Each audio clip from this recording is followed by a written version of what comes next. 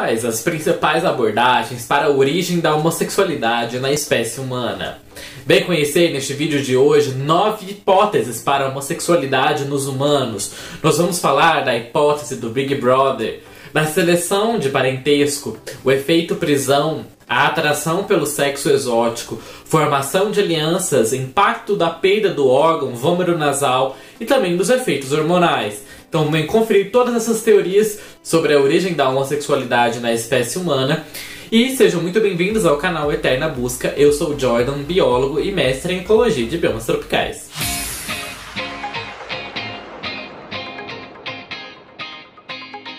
Vamos começar explicando os termos. A homossexualidade deriva do grego antigo homos, que quer dizer igual, mais do seu latim sexus, que quer dizer sexo. Ela se refere à característica, condição ou qualidade de um ser humano ou não que sente atração física, estética ou mesmo emocional por outro ser do mesmo sexo ou gênero. Vamos entender primeiro a origem do termo homossexualidade antes de nós entrarmos nas teorias propriamente ditas, porque isso é importante.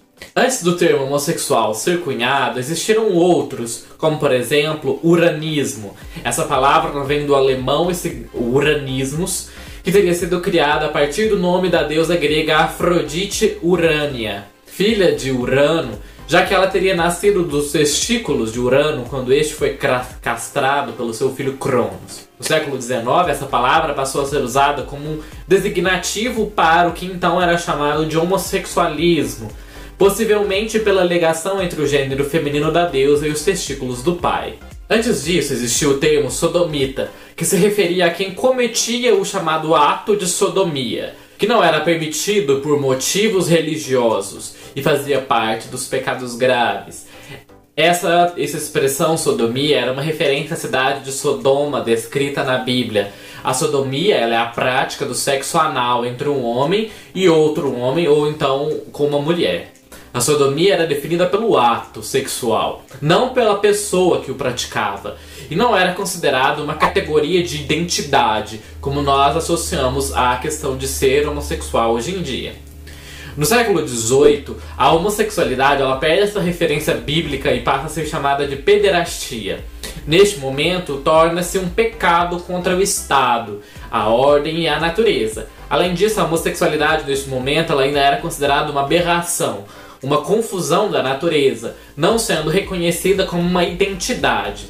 Lembrando que essas definições elas se referem apenas às sociedades ocidentais. Em outras sociedades e povos, as definições de práticas sexuais entre pessoas do mesmo sexo variam muito. Especialistas em literatura psiquiátrica concordam em posicionar o surgimento do termo homossexualismo a partir do século XIX, por volta da década de 1860 ou 1870, criado pelo discurso médico da época para identificar a pessoa homossexual. E desde então, essa expressão homossexualidade, homossexual e homossexualismo passaram a ser mais correntes. E também passou-se a existir esse conceito identitário de ser gay, e não só de quem comete um ato homossexual de fazer sexo com uma pessoa do mesmo sexo. Em 15 de dezembro de 1973, a American Psychiatric Association já havia retirado a homossexualidade da lista de distúrbios mentais. A exclusão da homossexualidade como doença mental foi revista pela Organização Mundial da Saúde no dia 17 de maio de 1990 e ratificado em 1992. Desde então, a homossexualidade não é mais considerada uma doença mental como era antes. Então, esse termo homossexualismo está errado, porque o ismo conota uma doença. E agora vamos entrar nessa diferença entre o comportamento homossexual e a homossexualidade. O comportamento homossexual ele se refere ao ato sexual entre pessoas do mesmo sexo, independente da orientação sexual que a pessoa tenha. Enquanto que a homossexualidade ela é uma identidade social. A pessoa se identifica como uma pessoa homossexual, em meio aos fatores culturais, políticos e sociais envoltos nessa identidade de ser homossexual no tempo em que ela vive.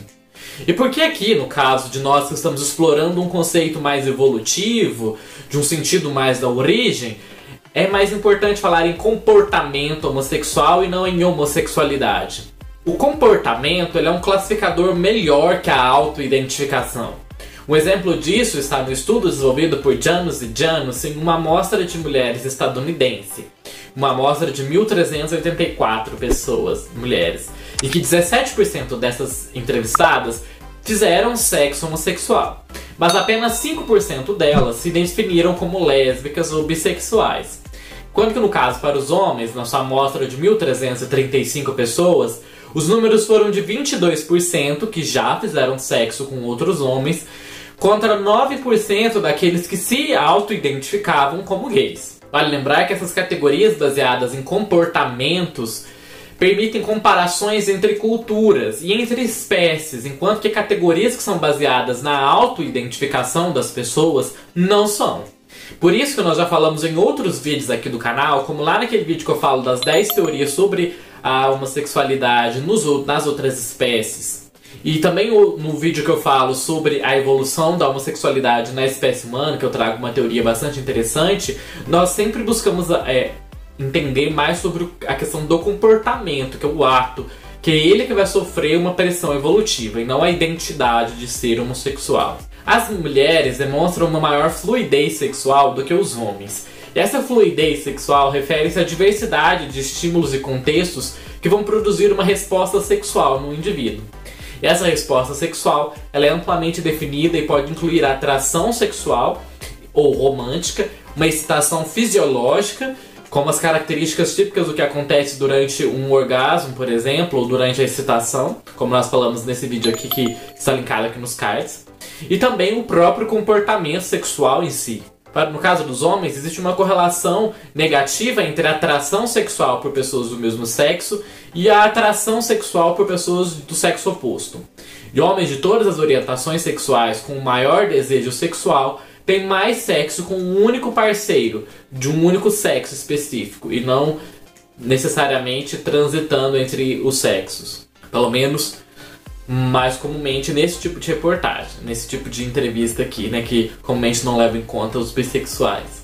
Isso não é verdade para o caso das mulheres, que mostra uma fraca correlação positiva entre a atração por um sexo e a atração por outro sexo, que as mulheres, no caso, teriam uma maior fluidez sexual. Os mecanismos que determinam a orientação sexual humana, eles têm sido objetos de acaloradas controvérsias. E essas discussões geralmente se concentram na homossexualidade, porque essa orientação seria menos comum e, portanto, para algumas pessoas, interpretada erroneamente como anormal. Deve-se notar, entretanto, que tentar entender as origens da homossexualidade ou da heterossexualidade representa, em essência, a mesma questão. E vamos entrar agora na primeira teoria, a teoria da psicanálise, a abordagem da psicanálise. Sob a influência de uma variedade de teorias, que vão desde a psicanálise freudiana ao construtivismo social, a orientação sexual foi, e muitas vezes ela ainda é, considerada nessas vertentes como sendo resultado de experiências sociais durante a primeira infância daquele indivíduo. Em particular, a interação entre os pais, que acontece entre os pais. Por exemplo, uma mãe dominante pode vir a resultar em um menino gay, ou mesmo uma mãe possessiva, ou então um pai distante ou ausente. Então essa relação, essa dinâmica entre os pais e os filhos poderia alterar a sexualidade dos seus filhos. O bebê recém-nascido, para essa abordagem, ele seria sexualmente neutro, se assim o podemos definir. E a sua orientação sexual se desenvolveria como se fosse uma tábua rasa e poderia seguir qualquer um dos caminhos em função das interações sociais que aconteceria depois que ele nascesse.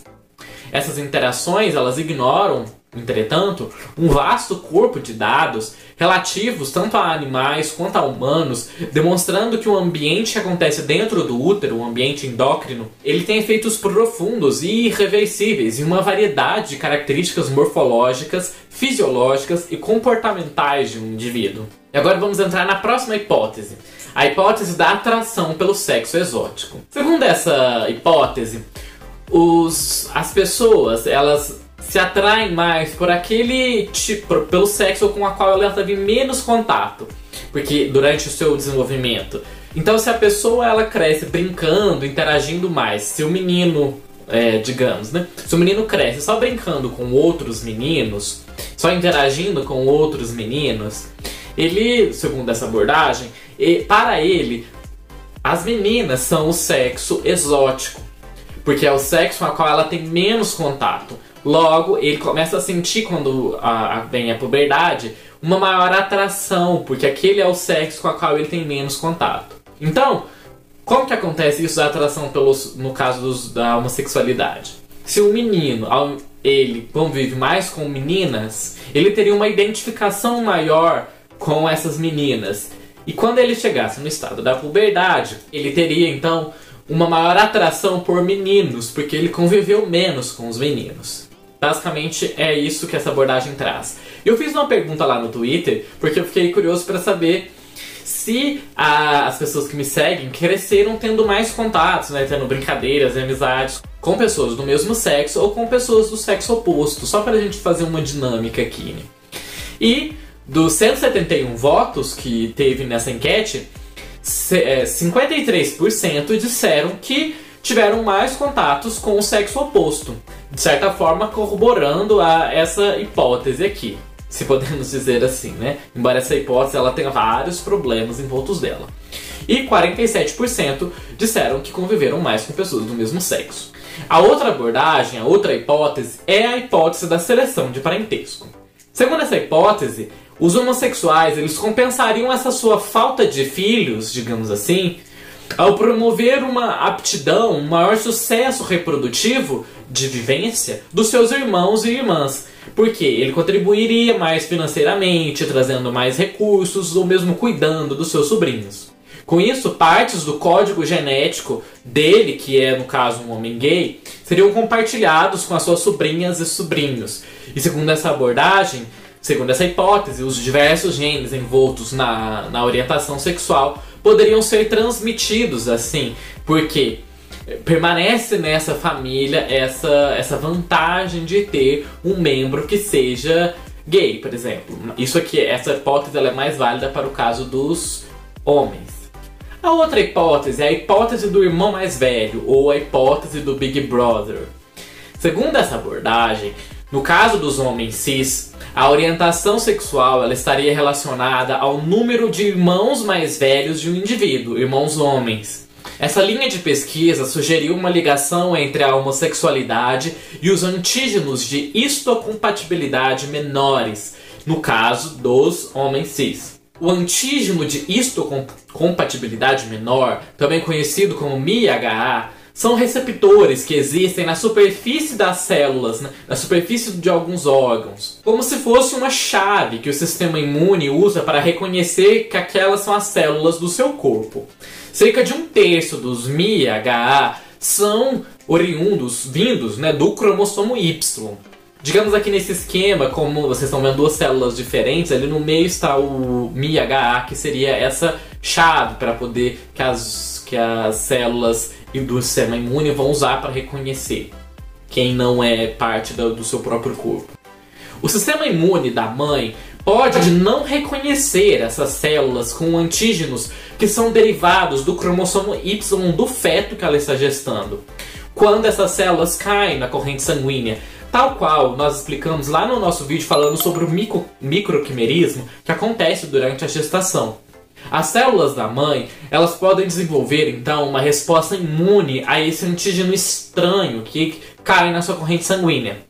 E essa resposta a esses antígenos estranhos, que são o HY, que vem do feto, está envolvida no caso das mulheres que experimentam abortos espontâneos de forma recorrente quando elas já estiveram grávidas de um feto masculino anteriormente, porque o sistema imune dela ataca aquele feto que está se formando, então acaba causando o aborto. Essas células está aqui esquematizado nesse outro esquema aqui também. Ó. Vamos supor que essa célula aqui seja que tem as montes de bracinhos, né? Seja as células do feto, e ela vai apresentar essa característica ali do cromossomo Y, do HY, e aí as células da mãe vão reconhecer aquilo como sendo uma célula estranha a ela, e aí ela vai desencadear uma resposta imune. Blanchett e Bogarts, os principais proponentes desse trabalho, dessa hipótese, sugeriram que a correlação entre a questão dos antígenos da mãe e a homossexualidade é porque as mães, sendo progressivamente imunizadas contra esses antígenos de histocompatibilidade menores ligados ao cromossomo Y, que são expressos por esse feto, ela vai ter uma reação, né, do seu sistema imune, e isso afetaria o processo da formação do cérebro do feto, tornando esse feto masculino feminilizado, segundo esta abordagem. E eu fiz essa pergunta lá no Twitter também, porque eu queria saber como que era a relação com os irmãos, se o público que me segue, no caso dos homens cis, tinham irmãos mais velhos. Eu, particularmente, não tenho irmãos mais velhos. Então eu perguntei lá se os homens cis gays tinham irmãos mais velhos. Então eu perguntei, teve 47 votos, e desses 47 votos, porque eu tive que dividir aqui, né? Então, 70% desses 47 votos, pessoas que votaram não têm irmãos mais velhos, 30% têm um irmão. Depois eu separei a outra enquete porque não deu certo. Teve mais outros 9 votos, em que 78% desses 9 votos tiveram 2 irmãos. Tem 2 irmãos mais velhos, e enquanto que 22% desses 9 votos tiveram 3 irmãos ou mais. A outra hipótese para a origem que poderia explicar a homossexualidade humana é a do chamado efeito prisão. Esse efeito prisão, nós já falamos sobre ele também lá no nosso vídeo sobre as 10 hipóteses da homossexualidade no reino animal. Basicamente ela diz que, na ausência de indivíduos do sexo oposto para que aquele indivíduo possa copular, ele irá copular com indivíduos do mesmo sexo. Isso acontece muito frequentemente com animais que estão no zoológico, em cativeiro, por exemplo. E no caso dos humanos, quando as pessoas estão em presídios, por exemplo, ou situações de confinamento, na qual elas não têm um contato com pessoas do sexo oposto, elas acabam fazendo sexo com pessoas do mesmo sexo. A outra abordagem de hipótese é as chamadas influências hormonais. Para essa abordagem, a homossexualidade ela surgiria por um efeito de uma masculinização do feto feminino, enquanto que, no caso das lésbicas e no caso dos gays, uma feminilização do feto masculino. Isso ocorreria desde o período gestacional, afetando o desenvolvimento do indivíduo. Os estudos que sugeriram essa abordagem investigaram a quantidade de testosterona dos homens gays adultos a fim de verificar se havia diferença com homens heterossexuais. 2 sinais de exposição pré-natal aos hormônios foram associados à homossexualidade no caso das mulheres: as chamadas emissões otoacústicas e a proporção do comprimento dos dedos. As emissões otoacústicas são pequenos sons produzidos pelo ouvido interno devido às propriedades acústicas da cóclea do nosso ouvido. Em média, esses sons são mais frequentes e mais volumosos nas mulheres do que nos homens. Os andrógenos, os hormônios pré-natais, parecem enfraquecê-los no caso dos homens, esses sons. Mas as mulheres homossexuais tendem a produzir essas emissões menos frequentes e mais silenciosas do que as mulheres heterossexuais, aproximando no caso dessas mulheres lésbicas, do padrão típico masculino. A proporção entre o dedo indicador e o dedo anelar, ela é, em média, menor para os homens. A diferença que existe entre esses 2 dedos, entre os homens, ela tende a ser menor, enquanto que ela tende a ser maior no caso das mulheres. De modo que os homens eles tendem a ter dedos anelares mais longos, enquanto que as mulheres têm dedos anelares menores. Vários estudos descobriram que essa proporção do dedo anelar para o dedo indicador é mais baixo, no caso para as mulheres homossexuais, do que para as mulheres heterossexuais. A exposição pré-natal acima da média a andrógenos masculiniza as emissões da formação do dedo, segundo dedo, femininas, e também na formação otoacústica feminina. E também poderia masculinizar as estruturas cerebrais diferenciadas de acordo com variações típicas de sexo, incluindo regiões do hipotálamo e tálamo, responsáveis pela atração e excitação sexual. Muitos estudos analisaram a influência potencial de esteroides, desses hormônios sexuais, na orientação sexual humana. E eles estabeleceram claramente que a orientação sexual não é afetada pelos efeitos ativadores dos esteroides na idade adulta. Além disso, vários estudos estabeleceram claramente que as concentrações plasmáticas desses esteroides sexuais, como a testosterona, por exemplo, são perfeitamente típicas entre as pessoas gays e lésbicas em relação às pessoas heterossexuais, que estão de acordo com o seu sexo gonadal. Não foi encontrada uma real diferença nos homens e mulheres homossexuais adultos.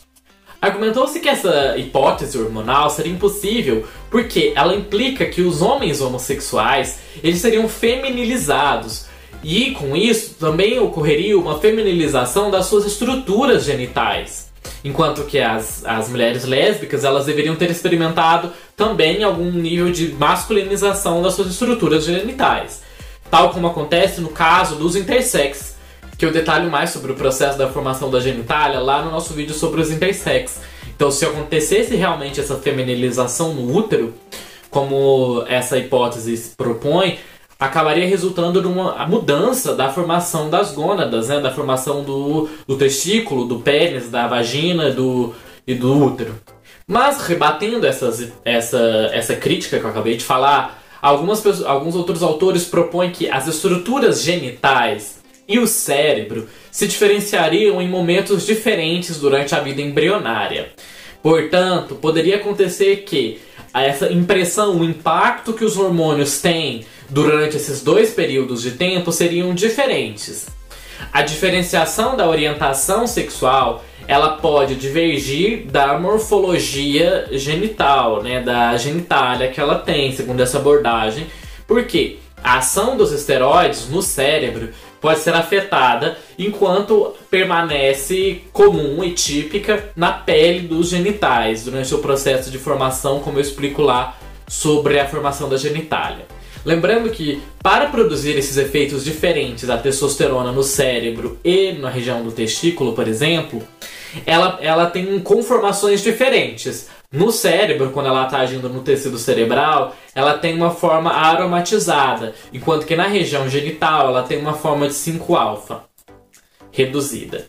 A testosterona ela ligaria-se a regiões receptores específicos de cada um desses tipos de tecidos, do cérebro e do testículo, de forma diferente, reagindo e ativando cascatas de sinalizações diferenciadas, levando a essas alterações de síntese de proteína e também atividades neurais. Qualquer aspecto que muda durante esse complexo conjunto de ações pode ser alterado no cérebro, mas não na periferia, não lá nos genitais, que levaria a essa discrepância entre essa diferença sexual dos genitais e a orientação sexual da pessoa. Porque, por exemplo, a formação das genitálias poderia vir antes, no caso dessa abordagem, enquanto que essa estruturação cerebral poderia vir depois. Então, a pessoa já passou primeiro pela ação da testosterona na formação dos seus genitais e depois na formação do seu tecido cerebral. Pelo menos isso é uma hipótese, apenas isso. Outra hipótese é a formação de alianças. E a formação de alianças ela já foi usada em vários períodos da humanidade em que os pais, por exemplo, incentivavam os seus filhos, principalmente no caso de filhos homens, a manterem relações com pessoas poderosas, como aconteceu em Florença durante o período da Renascença, em que as famílias nobres incentivavam os seus filhos meninos a terem relações com filhos meninos nobres em situações que tinham mais privilégios, para que eles pudessem trazer benefícios para a família. Isso também acontecia nas relações do Japão, entre famílias nobres, entre samurais na China também. E havia também essa relação de aproximar famílias por meio dessas interações sexuais entre os indivíduos do mesmo sexo. O gênero Homo, ele expandiu a sua distribuição geográfica da África para o mundo todo no decorrer da sua evolução. E isso se deu em parte devido ao comportamentos como caça e coleta cooperativa, separação também das esferas do que seria considerado o escopo do feminino e do masculino e transferências de conhecimento que foram sendo aprimoradas durante as gerações. Se essa hipótese ela for, de certa forma, correta, né, estiver correta, as alianças entre as pessoas do mesmo sexo, elas seriam fundamentais na evolução dos hominídeos, porque ela permitiria com que cada um, por exemplo, os homens, caso eles fossem lá caçar, eles pudessem ter uma boa sincronia entre si, e as mulheres que iam fazer a coleta dos materiais, por exemplo, também tivessem uma boa relação entre si, mantendo essa relação sexual entre si, formando uma parceria, com o sexo desempenhando papéis sociais, tal como nós falamos lá sobre o vídeo sobre a hipótese psicossocial, né, sobre a hipótese sociosocial do sexo entre as pessoas do mesmo sexo, né, em que eu falei lá nesse vídeo aqui que está linkado, que ficou bastante interessante. Uma outra hipótese é a chamada hipótese da heterozigose. A hipótese da heterozigose foi proposta apenas como uma explicação para a homossexualidade masculina e foi inspirada na descoberta de que as parentes de homens homossexuais elas exibiriam maior fecundidade do que as parentes de homens heterossexuais, particularmente na linhagem materna. Os resultados subsequentes a esse primeiro momento trazem várias dúvidas, produzindo resultados ambíguos em diferentes amostras. Mas essa hipótese ainda permanece. Segundo essa abordagem, o alelo, ou que se refere a um grupo de genes, que seria responsável pela orientação homossexual, também pode trazer vantagens reprodutivas. Isso compensaria a falta de reprodução dessa população gay, né? E asseguraria a continuação dessa característica, uma vez que as pessoas que têm esse alelo em heterozigose, que não é homozigoto, que é os dois pares iguais, eles herdariam esse gene, e esse gene confere algumas vantagens, como seria dessa primeira hipótese, de que traz uma maior fertilidade para as mulheres, e no caso para os homens, os tornam mais cooperativos, mais amigáveis, melhores para criar os filhos. Há duas ou mais maneiras pelas quais essa transmissão dos genes poderia acontecer. Uma possibilidade é que esse grupo de genes crie um traço psicológico que torne os homens heterossexuais mais atraentes para as mulheres, ou as mulheres heterossexuais mais atraentes para os homens.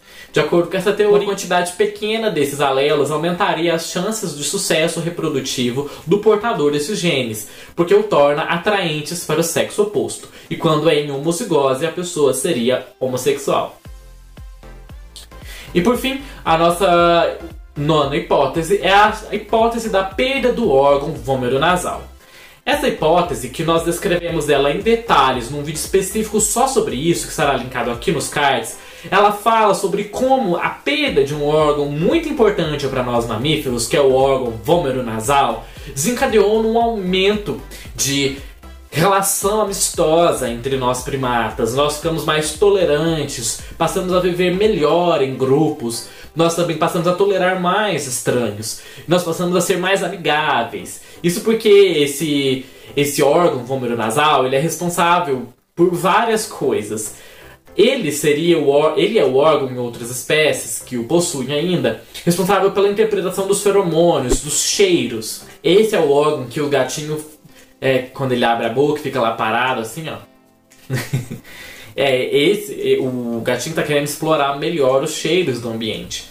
Então nós perdemos esse gene. Nós perdemos os genes responsáveis por esse órgão, e também perdemos esse órgão na nossa linhagem de primatas catarrines. Quando nós perdemos isso aumentou, nos tornou mais sociais, nos tornou capazes de viver em grupo, nos permitiu nos comunicarmos melhor, até mesmo termos uma sociedade mais propícia à formação de linguagem, que permite a formação de uma mente. E também, além de tudo isso, também permitiu com que nós tivéssemos também um aumento da expressão de comportamentos sexuais. Com isso, nós também aumentamos a expressão do comportamento homossexual. E nós falamos em detalhes naquele vídeo lá, que envolvem vários outros aspectos. Então, se você ficou curioso para entender melhor essa hipótese, vai conferir nesse vídeo. Nós podemos finalizar esse vídeo pensando que podem existir diferentes tipos de homossexualidade.